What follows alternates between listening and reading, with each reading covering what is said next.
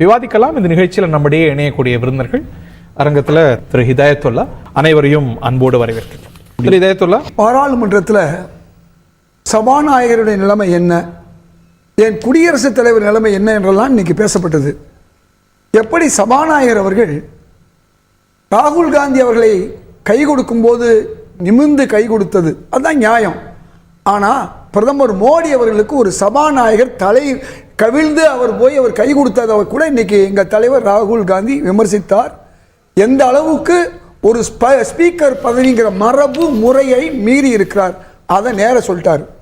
ரெண்டாவது, குடியரசுத் தலைவருடைய பேச்சில் இன்றைக்கு இது 3வது முறை வந்த ஒரு மெஜாரிட்டி கவர்மெண்ட் ஒரு வார்த்தை அந்த அம்மா சொன்னது ஒரு அரசியல்வாதி பேசிய பேச்சு என்பதை ராகுல் காந்தியுடைய பேச்சுக்கு பொழிப்புரையாக ஆராசா என்பவர் ரொம்ப விளக்கமாக சொன்னார். 2 தடவை வந்தது பிஜேபி கவர்மெண்ட், இப்போ வந்தது என்டிஏ கவர்மெண்ட். அதை கூட குடியரசுத் தலைவருக்கு எழுதி கொடுக்கும்பொழுது இவ்வளவு அதையும் சொல்றாங்க. அதாவது அவர்கள் எதையாவது பொய் சொல்லணும், போக்கஸா ஏதாவது செய்யணும்னு சொன்னா அதை சபாநாயகர் வாய் வழியாகவும் குடியரசுத் தலைவர் வாய் வழியாகவும் செய்யறாங்க. இந்த அளவுக்கு ஒரு மோசமான அரசியலை செய்கிறான்னு சொன்னாங்க. இன்னைக்கு எங்க தலைவர் ராகுல் காந்தி பேசும்போது இந்த நாடு வெறுப்பு அரசியலை நோக்கி போகுது, அதை தடுக்கணும் அப்படின்னு சொல்லி ஆதி சிவனுடைய படத்தை காமிக்கிறாரு. அன்பும் சிவனும் 2 என்பார் அறிவிலார், அன்பே சிவமாவது யாரும் அறியலார். இதுதான் அதை அழகா எடுத்து சொல்றாரு. அன்பை கொண்டு வந்த சிவனுக்கு நீங்க எதிராக நீங்க இருக்கீங்கிறாரு. முகமது நபி என்ன சொன்னாரு, குர்ஆன் என்ன சொன்னதுங்கிறத எடுத்து சொல்றாரு. குருநானக் என்ன சொன்னாரு அதை சொல்றாரு. இப்படி ஒவ்வொரு மதங்களும் சொல்லக்கூடிய யாருக்கு நீங்க பயப்பட வாங்குறீங்க, நீங்க நேர்மையா இருங்க. அதாவது காட்டுற மரபெல்லாம் பார்லிமெண்ட்ல இல்லையே, அதெல்லாம் பணத்தையே காமிச்சது பாஜக ஆட்சி, அதெல்லாம் இருந்தது. அதாவது நான் சொல்ல வேண்டியது என்னன்னு சொன்னா, வலா தஹினு வலா தஹ்சனு அன்துமுல் அலவுன இன் குன்தும் மூமினீன்ங்கிறதுக்கு ஒரு விளக்கம் சொல்றார் ராகுல் காந்தி. அந்த வசனத்தை நான் சொல்றேன், அவர் சொல்லல. என்ன சொல்றாருன்னா, நீங்க நம்பிக்கையாளராக நேர்மையாளராக இருந்தால் யாருக்கும் பயப்பட வேண்டியதில்லை, எதை பத்தி கவலைப்பட வேண்டியதில்லை. இதைத்தான் குருநானக் சொன்னாரு, இதைத்தான் ஜீசஸ் சொன்னாரு, இதைத்தான் முகமது நபி சொன்னாரு, இதைத்தான் ஆதி சிவன் நாம இந்த இந்தியாவில் வணங்கக்கூடிய சைவ மதம் வணங்கக்கூடிய சிவன் சொன்னாரு. சொன்னா அதுல என்ன இருக்கு? உண்மை தானே. நீங்க நாங்க மட்டும்தான் இந்து மதங்கிறீங்க இல்ல, நீங்க ஒரு உயர் வகுப்புக்கோ அல்லது பணக்காரர்களுக்கோ நீங்க இந்துவா இந்த அவர்களை சலுகை பண்றதுக்காண்டி இங்க இந்துங்கிறீங்க. கான்ஸ்டிடியூஷன் ஆஃப் இந்தியா என்ன சொல்லுது? யார் இந்து? இந்துனா யாரு? அதாவது முஸ்லீம் அல்லாதவர், கிறிஸ்தவர் அல்லாதவர், பார்சி அல்லாதவர். அப்ப மீது உள்ளவர்களுக்கு ஏன் நீங்க சலுகை மறுக்கிறீங்க, இடஒதுக்கீடு வர மறுக்கிறீங்க, ஏன் நீங்க சாதிவாரி கணக்கெடுப்பு மறுக்கிறீங்க? அவங்களுக்கு இருக்கக்கூடிய பொதுத்துறை நிறுவனங்களை நீங்க அழிச்சீங்கன்னா அவங்களுக்கு எப்படி இடஒதுக்கீடு கிடைக்கும்? ஒரு பிசியோ ஒரு எஸ்சியோ இன்னைக்கு கிட்டத்தட்ட 80% இந்துக்கள் அவங்க தான். அந்த இந்துக்களை ஒதுக்கி வச்சுட்டு நீங்க ஒரு 20% இந்துக்களுக்கோ 10% இந்துக்களுக்கோ பணக்காரர்களுக்கோ இந்த ஆட்சியை நடத்துறீங்கிறத இன்னைக்கு திரு ராகுல் காந்தியை திராவிட முன்னேற்ற கழகத்துடைய பாராளுமன்ற உறுப்பினர் ராசாவும் அற்புதமாக பேசினாங்க. ராசா பேசும்போது ஒவ்வொரு விஷயத்தையும் ராகுல் காந்தியை கோடிட்டு காமிச்சு அவர் பேசினார். இதெல்லாம் நான் ஏன் சொல்றேன்னு சொன்னா, ஒரு பாராளுமன்றத்தில் எதை பேசணும் அதையும் ரொம்ப தெளிவா சொல்றாரு. உங்களுக்கு கடந்த இதுல சொல்றாரு இல்லையா, நம்முடைய பிரதமர் 100 ஆண்டுகள் நாம அடிமையா இருந்த உண்டு, அவர் இல்லைங்கிறத எடுத்து தெளிவா சொல்றாரு. ரெண்டாவது, ஜிடிபி விஷயத்துல இன்டர்நேஷனல் ஸ்டாண்டர்ட்ல நம்ம 4.5 இருக்கும்போது நீங்க 6-7ன்னு போய் சொல்றீங்க, எல்லாம் எடுத்து சொல்றாரு. அப்ப இந்த மக்களை நீங்கள் ஏமாத்தாதீர்கள் என்றுதான் சொல்றாரு. அதோட நீங்க உங்களுக்கு ராகுல் காந்தியுடைய பேச்சுல நீங்க பார்க்கும்போது நீட் விஷயத்தை சொல்றாரு. இன்னைக்கு நீட்டுங்கிறது வியாபாரமா போச்சு, பாஜகவுடைய வியாபாரமா போச்சு. அதனாலதான் நீங்க நீட் அலோவ் பண்றீங்க. இன்னைக்கு சிபிஐ, உங்களுடைய சிபிஐ இன்னைக்கு போய் சோதனை பல இடங்கள்ல பண்ணும்போது அங்க இருந்து பல உண்மைகள் வெளியே வருது. இதற்கு பின்னணியிலே பாஜகவினர் இருக்கிறார்கள், நீட்டை விற்பனை செய்கிறார்கள் என்று சொல்லி அது இன்னைக்கு இந்தியா முழுக்கும் ஒரு பெரிய பிரச்சனையாக இருக்கும்போது ஒரு வார்த்தை கூட மணிப்பூர் மாதிரி ஒரு வார்த்தை கூட பிரதமர் நீட்டை பத்தி நீட்டா சொல்லி இருக்கலாம், அவர் நீட்டாவும் சொல்லல, ஒன்னும் சொல்லலைன்னு சொல்லி இன்னைக்கு எடுத்து சொல்றாங்க. இந்த நீட் என்பது எப்படி ஒரு பணக்காரர்களுக்கான ஒரு இது, அதாவது ரிசர்வேஷன் ஃபார் ரிச் பீப்புள் அப்படிங்கிற ஒரு சூழ்நிலைக்கு வந்திருக்குங்கிறதையே இன்னைக்கு எடுத்து சொல்றாங்க. இதுதான் இன்னைக்கு பாராளுமன்றத்தில் ஒரு உண்மையான எதிர்க்கட்சி தலைவராக திரு ராகுல் காந்தியும் அவருடைய விளக்கவுரையாக இன்னைக்கு திரு ஆராசா அவர்கள் சொல்லிருக்காங்க. நான் பாராட்டுறேன். இல்ல இப்போ ராகுல் காந்தி அவர்கள் பேசினதுல, அதாவது உள்ள இருக்கக்கூடியது வந்து நீங்க ஈஸியா ஸ்பான்டேனியஸா பேசும்போது வெளியே வந்துடும். அவர் வந்து ஒரு பிராக்டிசிங் ஹிந்து இல்லைன்றது இன்னைக்கு பேசுனது தெரியுது. ஏன் சொல்றேன்னா, ஹிந்து சார் ஹின்சக் அப்படின்னு சொல்றாரு. ஹின்சக்னா என்ன நீங்களே சொல்லுங்க. ஹின்சக்னா என்ன? விளக்கமா சொல்றாரு. Violent people. அதுக்கு தான் பிரதமர் முதல் முறையா 10 ஆண்டுகள்ல எழுந்திருச்சு இந்துக்களை நீங்கள் அப்படி சொல்லாதீங்க அப்படின்னு சொன்ன உடனே பதவிட்டார். பிஜேபி காரங்க சொன்னாரு இந்து சொல்லல. அந்த உள் வெறுப்பு இருக்கு இல்லைங்களா, அந்த வெறுப்பு வெளியே வந்துச்சு. தீர்மானிக்க நீங்க ஏன்னா அவர் நான் ஒரு கேள்விதான் கேட்கிறேன். அவர் பிராக்டிசிங் ஹிந்து இல்லைன்றது எல்லாருக்குமே தெரியும். நீங்க ஹிந்து மாதிரி காமிச்சுக்கிறது ஏன் முனைகிறீங்க?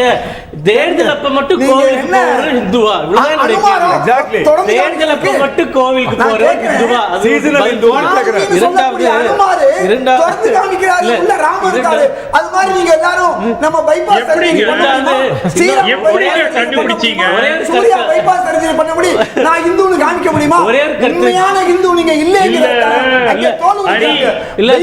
உண்மையான இந்து கிடையாது. இததான் நீங்க காலகாலமா கேக்குறீங்க. ஆகம விதிகள் படி இருக்கிற கோவில்ல மட்டும்தான் அது கோவில்ல மட்டும்தான் அதை ஃபாலோ பண்ணாங்க. பிரதமர் போனா என்ன தப்பு? அப்ப மட்டும் ஏன் பூஜாரின்றாரு? அதுக்கு சுமந்து பதில் சொல்லுங்க. பதில் சொல்லலாமா? உள்ள போயிருக்கேன். சொல்லுங்க, அதுக்கு பதில் சொல்லுங்க. காரணம் சொல்ல முடியுமா? கோவிலை தவறுன்னு சொல்லு. ராகுலுடைய பர்சனல் பிலீஃப் யார் கேக்குறதுன்னு கேக்குறீங்கல்ல? அதுதான் சொல்றேன். எப்படிங்க நீங்க how can you sit in judgment whether somebody is a good Hindu or bad Hindu? போய் ஒரு பதாகை போய் பாராளுமன்றத்துல காட்டுவதுங்கிறது வந்து ஒரு நல்ல தியேட்டரிக்காது, ஒரு நல்ல அணுகுமுறையாது இல்லங்க. அவர் பிரதான எதிர்க்கட்சி தலைவர் இதுக்கு முன்னாடி இந்த மாதிரி செஞ்சிருக்காரு. ஏன் பிஜேபில வந்து கேஸ் வேலை காங்கிரஸ் ஆட்சியை காமிச்சிருக்காங்க இல்லையா? கேஸே கொண்டு வந்து காமிச்சிருக்காங்க. பதாகைகள் பிராண பிரதிஷ்டை வந்து பிரதமர் ஏன் பண்ணான்னு விளக்கம் கொடுக்குற எந்த மதத்துல இருக்கு அப்படின்னு கேளு. பதில் சொல்லிடுறேன்.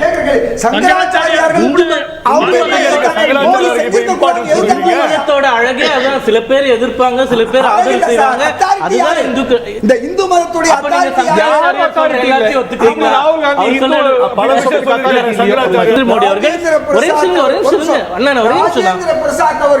மோடி அவர்கள் பூசாரி வேலை பார்த்தது போன்று பார்க்கவில்லை. அவருக்கு பிரசன்னமாக இருந்திருந்தார். இதுதான் வரலாறு. வரலாறு திணிக்காது. எஜமான் வந்து இன்னைக்கு மோடியில உங்களுக்கே தெரியும், நீங்க பார்த்திருப்பீங்க. அங்க வந்து ஒரு விஹெச்பி லீடர், அந்த விஹெச்பி லீடருக்கு பத்மஸ்ரீ கொடுத்ததே காங்கிரஸ் கவர்மெண்ட் தான். அதனால அவர் குவாலிஃபிகேஷன் வந்து நம்ம क्वेश्चन பண்ண முடியாது. அதனால அங்க ஒரு கணவன் மனைவியாக விஹெச்பி சேர்ந்தவர்கள் பண்ணார்கள். பிரதமர் வந்து தலைமை தாங்கினார். அந்த நாட்டினுடைய அரசர் தான் தலைமை தாங்கினார். அதனால இந்த நாட்டினுடைய தொலைக்காட்சியில பார்த்துச்சு. நீங்க ராகுல் காந்தி பேசுறது என்ன ஹிந்து விரோதம் கேக்குறாங்க?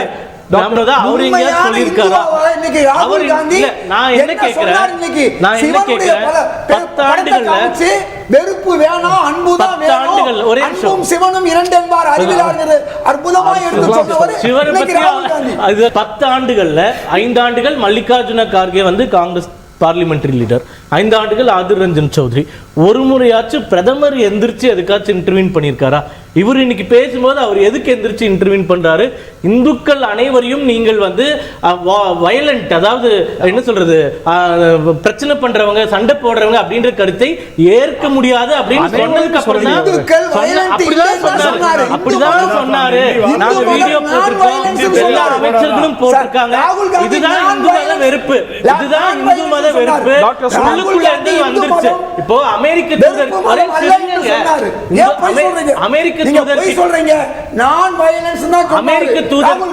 அமெரிக்க தூதர் கிட்ட என்ன சொன்னாரு?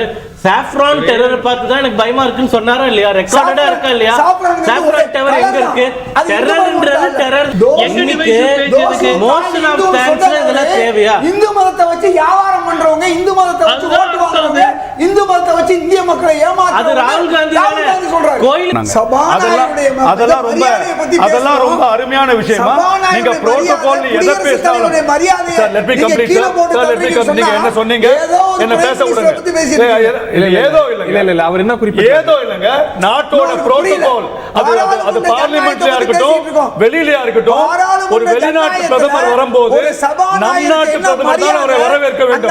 நம் நாட்டு பிரதமர் தான் அவருடைய பிரதமர் மோடி சொல்லிட்டு இருக்கோம். சைனாலயே நடந்திருக்கு, ஸ்ரீலங்காலயே நடந்திருக்கு. அதனால ஒரு புரோட்டோகால் பத்தில இவர் பேசறனா புரோட்டோகால் ஓபன்ல அவருக்கு ராகுல் காந்தி ஒரே high in rhetorics low in substance சொல்றாரு. அதான் நான் சொல்றேன். இல்ல நான் அவங்க அதாவது இந்த பாராளுமன்றத்தில் பேசப்பட்ட சப்ஜெக்ட் நீட்டை பற்றி திரு ராகுல் காந்தி சொன்ன பிறகு ராசா அவர்கள் பேசும்போது ரொம்ப அற்புதமாக சொன்னார். தமிழ்நாட்டில் 230 சட்டமன்ற உறுப்பினர்கள் இந்த விஷயத்தை நீட்டை எங்களுக்கு தேவையில்லை, ஏற்கனவே காங்கிரஸ் அரசாங்கம் எந்த மாநிலம் விரும்பலையோ தேவையில்லை, நாங்கள் பிஜேபி ஆட்சி நட்டா ஒரு சட்ட திருத்தம் பண்ணி தான் இன்னைக்கு எல்லா மாநிலங்களும் திணிக்கப்பட்ட விஷயத்தையும் ரொம்ப தெளிவாக ஒரு அழகாக சொன்னார்.